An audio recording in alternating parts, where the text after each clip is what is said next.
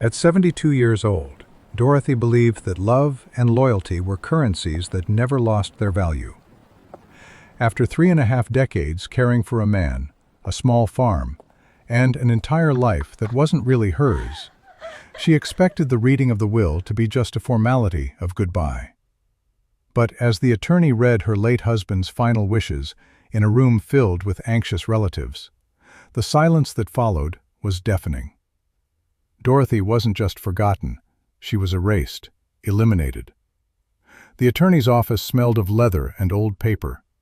I remember that clearly, the way the air sat heavy in the room, the way the afternoon light cut through the blinds in long, pale stripes across the carpet. Harold's family had arranged themselves around the long oak table like pieces on a chessboard.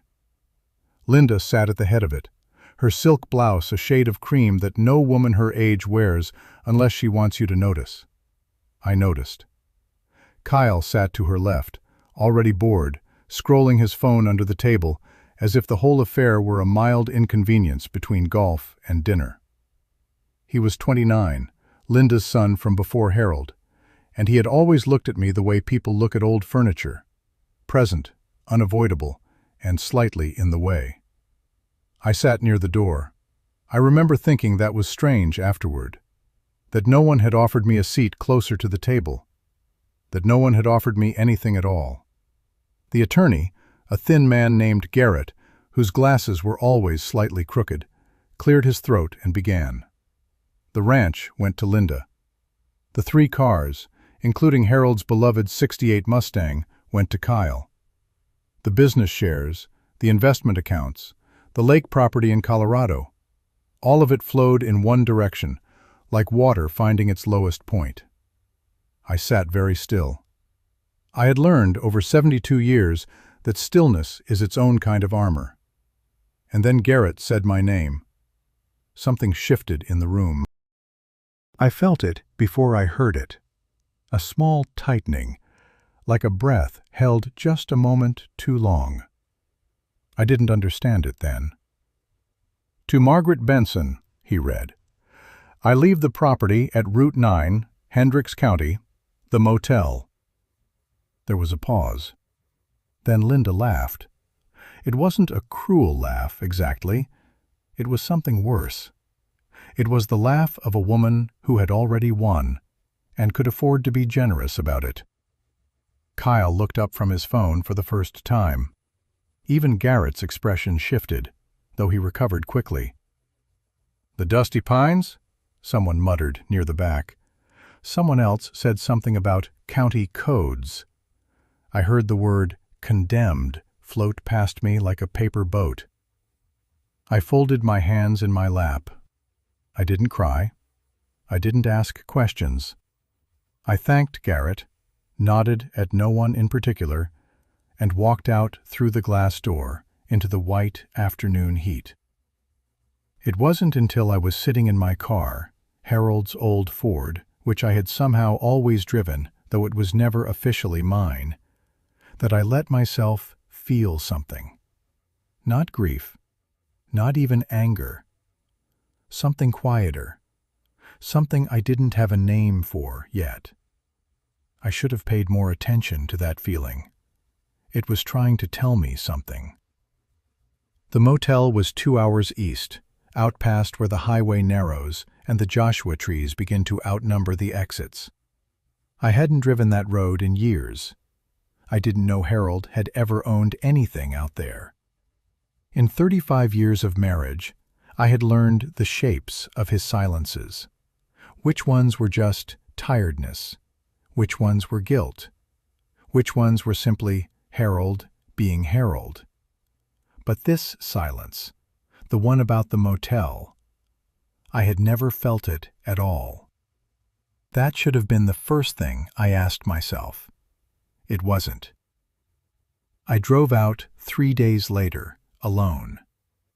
The morning was still cool when I turned off the highway onto the crumbling access road. The sign was still standing. Dusty Pines Motor Inn, though 2 of the letters had fallen away, so it read, Dusty Pins, in sun-bleached orange against a rusted metal frame.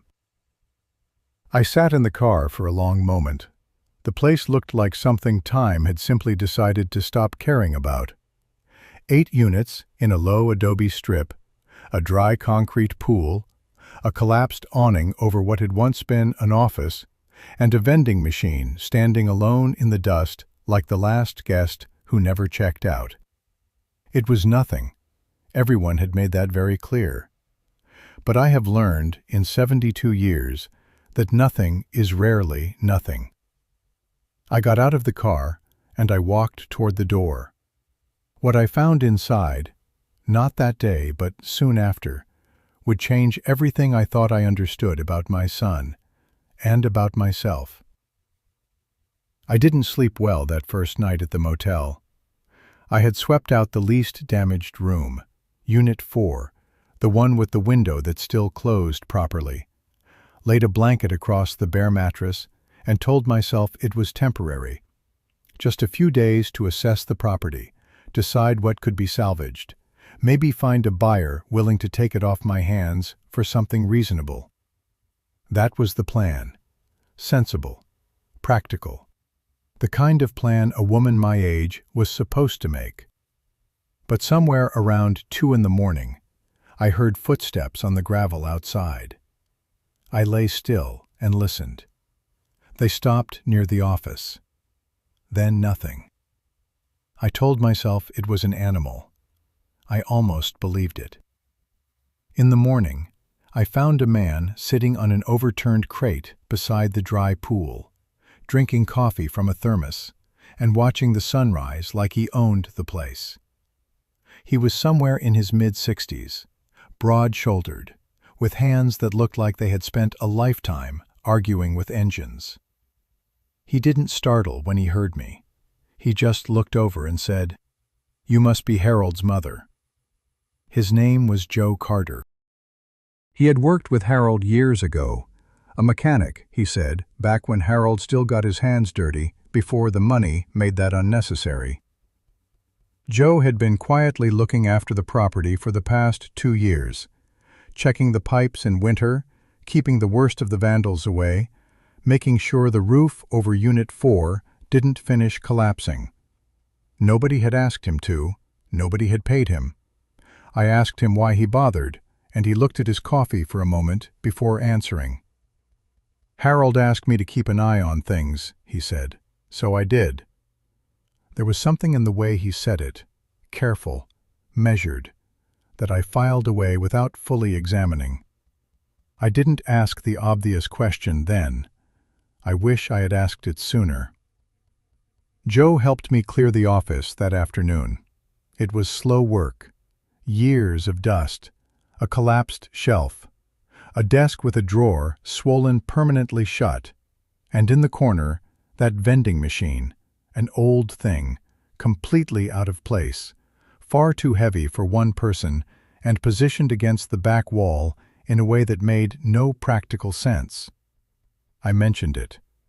Joe went quiet in a way that was different from his usual quiet. He set down the broom and said simply, "That one we should probably move." We pushed it together. It took longer than it should have, and when it finally scraped away from the wall, I saw the hatch, a low wooden panel set flush into the concrete floor, with a latch so clean it looked like someone had oiled it recently. I stood there looking at it for a long moment. The dust in the air, the afternoon light slanting through the broken blinds, Joe standing just behind me, not saying a word. Something was not right. Not wrong exactly, just not right. The feeling I'd had in the car after the will reading came back to me then, stronger and sharper, and this time I didn't dismiss it. I lifted the latch, and I went down. The ladder was only 8 or 9 rungs, but the descent felt longer than that. The air below was different, cooler, stiller, carrying the particular silence of a place that has been sealed and waiting. I reached the bottom and stood in the dark for a moment before Joe handed down a flashlight from above. The beam swept across the room, and I understood in that instant that what I was looking at had not happened by accident. It was a single room, roughly the size of a large closet, with walls of bare concrete block and a low ceiling. Shelving units lined two sides, the kind you find in hardware stores, plain, functional, bolted to the wall. On them sat stacked bundles of cash, banded and ordered. Several flat cases that I recognized as coin storage boxes. Manila folders, thick with documents, each one labeled in Harold's handwriting.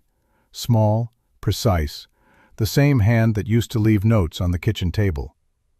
And in the center of the shelf, a laptop computer, closed, with a strip of masking tape across the lid. On the tape, 4 words in that same handwriting. "For you, Mom, play." I sat down on the floor. I am not sure how long I sat there before I opened it. The laptop was charged. That told me something. Someone had been down here recently enough for it to matter. I glanced up at the hatch, but Joe had gone quiet above, giving me whatever this was. I pressed the power button, and the screen came to life, and there was Harold, younger looking than I expected, tired around the eyes, sitting in a chair I didn't recognize in a room I had never seen. He looked directly at the camera for a moment before speaking, the way a person does when they are choosing their first word very carefully. "Mom," he said, "if you're watching this, then the will was read exactly as I planned. I need you to know. Everything I gave Linda and Kyle is real on paper and worthless in practice. The ranch carries debt I've spent 2 years quietly building into it. The business shares are tied to liabilities that will take lawyers a decade to unwind. They won. And they got nothing." He paused, rubbed the side of his face with one hand. "What's down there with you, that's what's real. The cash, the coins, the folders. The folders are the most important thing. Don't skip them." I didn't skip them. I pulled the first one from the shelf and opened it across my knees in the flashlight's glow. Inside were bank transfers, correspondence, internal memos, a paper trail that told a story Harold had apparently been assembling for years. Linda and Kyle had been moving money. Company funds rerouted through shell accounts, withdrawn in patterns designed to look like ordinary operating costs. Harold had documented all of it. Dates, amounts, signatures. The kind of evidence that doesn't leave room for interpretation. I sat in that underground room and read until the light outside the hatch had changed color twice. I read carefully, the way I used to read Harold's school reports when he was a boy, looking not just at what was said, but at what was left out. And what was left out of Linda's story, I was beginning to understand, was substantial. There was a name that appeared in the early documents and then disappeared without explanation. Frank Dalton, a co-signatory on a lease agreement dated 4 years before Linda had ever met Harold. The relationship wasn't specified, but something about the way his name sat on the page made me set that folder aside and start a separate pile. I didn't know yet why that name mattered. I only knew that Harold had included it deliberately. And Harold, whatever his faults, had never done anything without a reason. That thought should have comforted me. Instead, it kept me awake most of the night, sitting at the edge of the empty pool under a sky full of desert stars, turning the name over in my mind like a stone I wasn't sure I wanted to look under. There are moments in life when you are standing at the edge of something enormous without yet knowing its size. That night was one of them. Linda came on a Tuesday. I heard the car before I saw it. A white SUV moving too fast down the access road, raising a tail of pale dust behind it. I was sweeping the walkway outside Unit 4 when she pulled in, and I remember thinking that her shoes were entirely wrong for the gravel. Heels, cream-colored, already sinking. Some people dress for the audience they expect, rather than the place they're in. Linda had always been that kind of person. She smiled when she saw me. It was the smile she had used at Harold's funeral, warm at the surface, efficient underneath. She said she had been thinking about me, worried about me out here alone. She said the desert heat was no place for a woman my age. She said all of this while her eyes moved across the property with the focused patience of someone conducting an appraisal. I leaned on my broom and let her talk. She had an offer, she said, a generous one, considering the condition of the place. A developer she knew was interested in the land, not the building. The building was beyond saving, and he was prepared to move quickly before the county initiated proceedings. She used the word proceedings twice, carefully, the way you use a word when you want someone to be frightened by it, without being able to say you frightened them. She named a number. It was not generous. It was the kind of number that sounds like a kindness when you assume the other person has no idea what they're holding. I told her I would have to think about it. I told her the heat gave me headaches, and the documents confused me. I told her Harold had always handled the paperwork, and I wasn't sure I understood what half of it meant. I watched her shoulders relax as I spoke, and I noted exactly how quickly they did. That was its own kind of information. What Linda did not know, what I was very careful to make sure she did not know, was that I had spent the previous 4 days reading every document in that underground room with the thoroughness of a woman who had once, before Harold and the ranch and the long years of making myself smaller, worked as a bookkeeper for a regional bank. I had not thought about that chapter of my life in years. It came back to me in that concrete room like muscle memory. Numbers have a logic that doesn't age. Patterns of concealment have a grammar, and once you've learned to read it, you don't forget. The folders Harold had left were meticulous, but it was the name, Frank Dalton, that had sent me down a different road entirely. I had started carefully, the way you approach something in the dark. A phone call to an old acquaintance who still worked in county records. A question framed as a confused elderly woman trying to sort out her late son's affairs. It was remarkable, I was discovering, how much information people will offer a confused elderly woman. How many doors open when no one believes you're capable of walking through them. What I found stopped me cold. Frank Dalton had married a woman named Linda Cecile Marsh in the spring of 2009. There was no record of a divorce. There was a record of Frank Dalton resurfacing under a slightly different name in another state, different surname, same social security number, the kind of mistake that only matters if someone thinks to look. No one had thought to look, until now. Linda had married Harold in 2014. I stood in Unit 4 with that piece of paper in my hands and felt something move through me that was not quite anger and not quite satisfaction. It was something colder than both. The feeling of a thing clicking into place that was always going to click, that had been waiting years for someone to apply the right pressure. I called Joe that evening. I told him what I had found. He was quiet for a long time, and then he said, "What do you need?" I told him I needed to find Frank Dalton. He didn't ask why. He just said he would make some calls. There was something in his voice that made me think this was not entirely new information to him. I filed that thought away. There were things about Joe Carter that I still didn't fully understand, and I had learned, in 72 years, that people who keep quiet about what they know are usually keeping it for a reason. Whether that reason was loyalty or something else, I hadn't yet decided. But I was watching. And I was beginning to understand that in this particular game, the woman everyone had dismissed as a confused grandmother held every card that mattered. Joe found him in 11 days. That still surprises me when I think about it.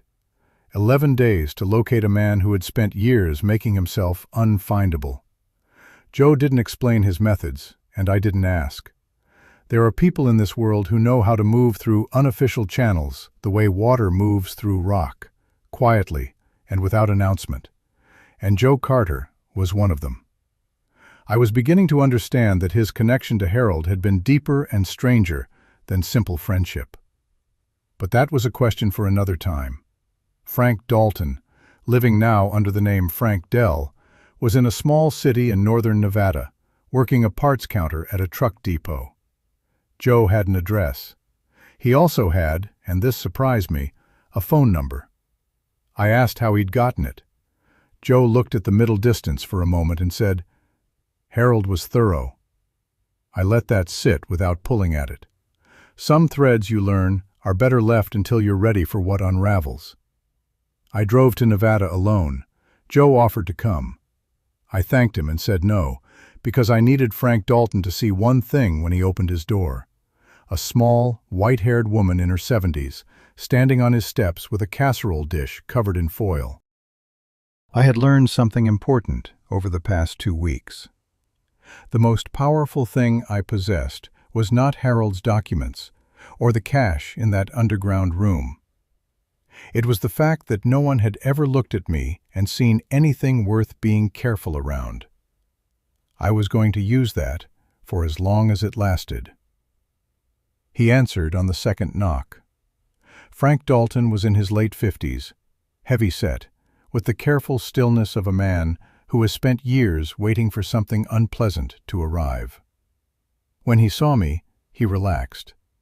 That was the tell, the way his shoulders dropped when he registered that I was old and harmless and holding a casserole dish. People show you everything in the first 3 seconds if you know where to look. I told him I was Harold Benson's mother. The relaxation left his face immediately. I watched it go and noted exactly what replaced it. Not anger, not aggression, but a particular exhausted resignation. The expression of a man who has been waiting a long time for a knock on the door and is almost relieved it has finally come. I set the casserole on his kitchen counter and sat down at his table without being invited. He sat across from me. Neither of us spoke for a moment. Then I told him what I knew. I told him quietly and without drama. The way you deliver information, when you want the other person to understand you have more of it than you're currently showing. I told him about the marriage certificate, the social security number, the name change.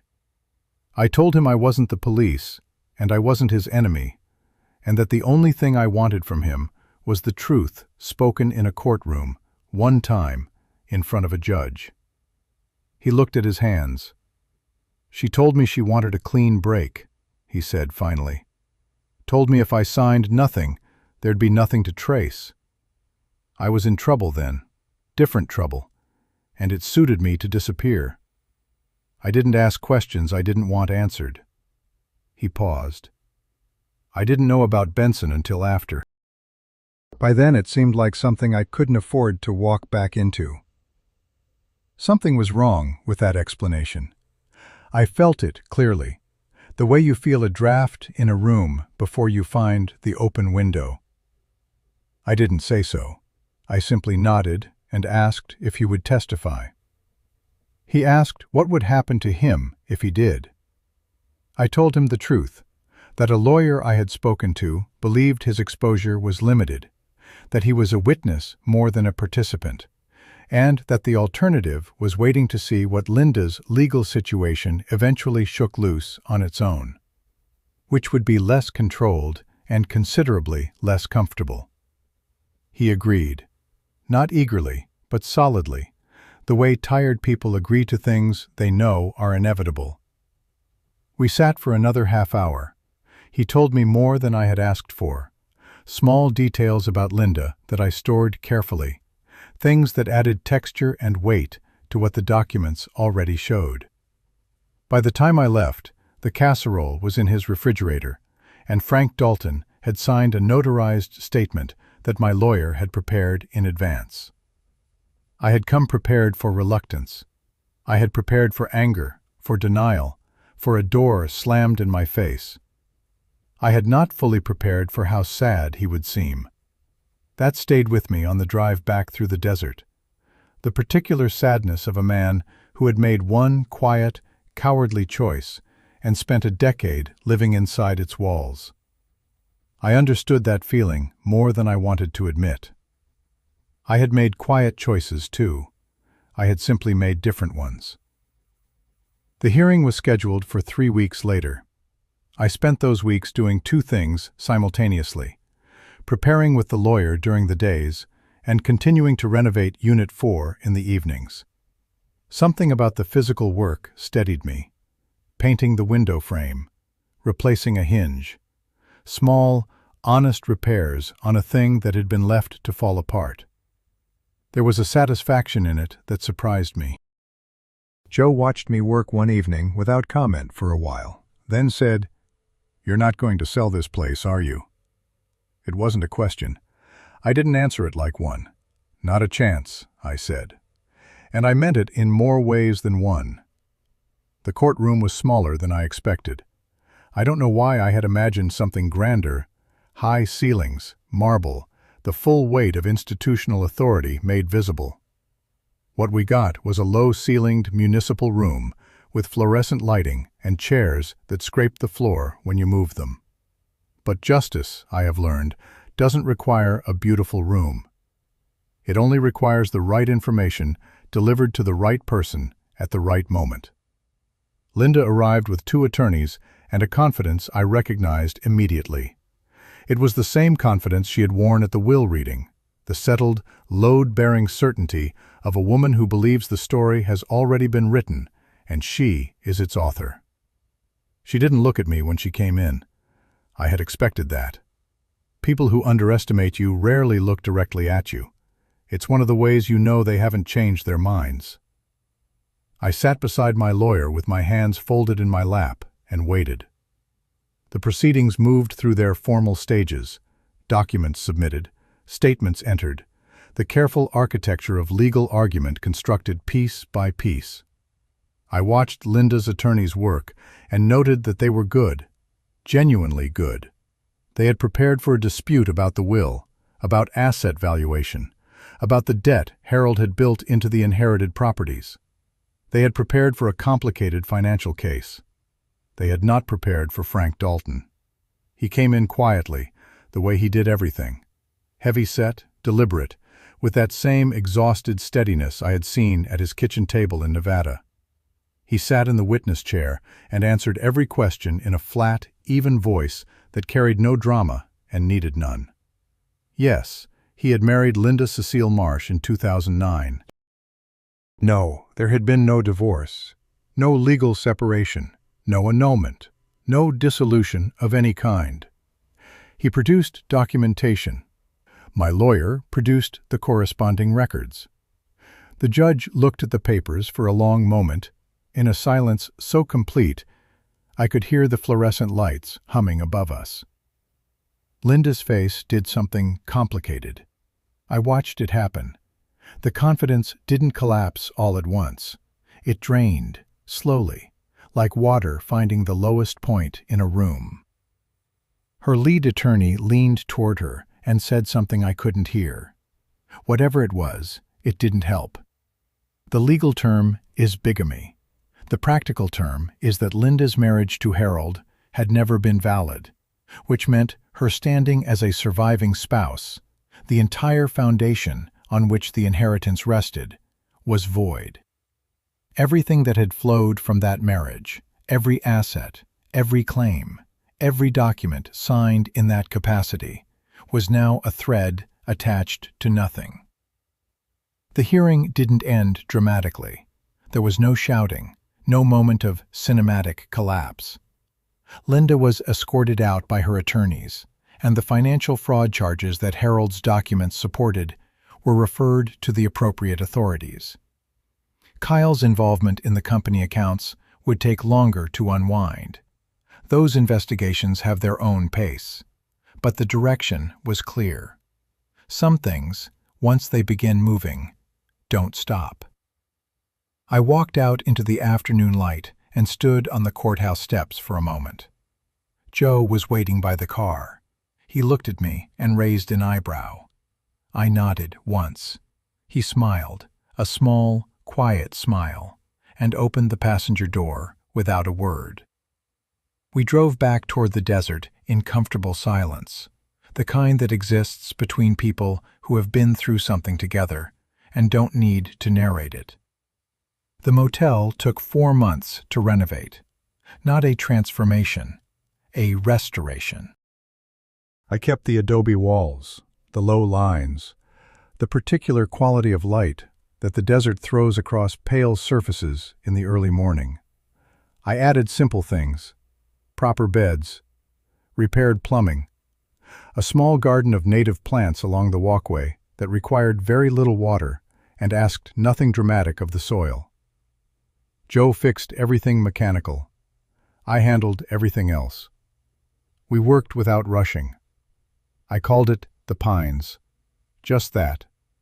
The sign was clean and simple, white letters on dark wood, and it went up on a warm evening in early autumn, while the sky turned colors that I still don't have adequate words for. The ranch went through probate. The accounts Linda had touched were frozen, pending investigation. All of it. The real fortune Harold had moved, the documented assets, the contents of that underground room, passed to me through a process that was complicated and slow, and, in the end, entirely straightforward. Harold had been thorough. He had always been thorough. I didn't move back to the ranch. I had thought about it, briefly, and then I had looked around the small room I was using as an office at the Pines. The window facing east, the morning light, the sound of the occasional car slowing on the highway, and I understood that I was already home. There is something I want to say before I finish, and I want to say it directly. I have thought about this story for a long time, about what it means and why it stayed with me. I think it stayed because it is, underneath everything, a story about being seen, about what happens when the world decides you are invisible, finished, irrelevant, and you quietly decide otherwise. If that feeling is familiar to you, then you already know the most important part of what I've told you tonight. If this story found you at the right moment, if something in it landed, I'd ask you to do one small thing. Leave a word in the comments. Not for me. For the next person who finds this at 2 in the morning when they need it. Tell them what part stayed with you. That kind of thing matters more than it looks like it does. And if you want to be here for what I share next, the button is right there. I don't take that lightly. I know what it means to show up for something. Linda was arrested on a Thursday. I was planting sage along the front walkway when Joe told me. I pressed the soil around the roots and kept working. Some news arrives exactly when you've already made your peace with it. The dusty Pines motor in, the worthless, crumbling, laughable nothing that a room full of people had dismissed along with the old woman who received it, was open by November. Every unit clean, every window repaired, a pot of coffee always ready in the office, which is where you'll find me most mornings, watching the light change over the desert and thinking that Harold, wherever he is, would find this very satisfying. He always did appreciate a long game, and so, it turns out, do I.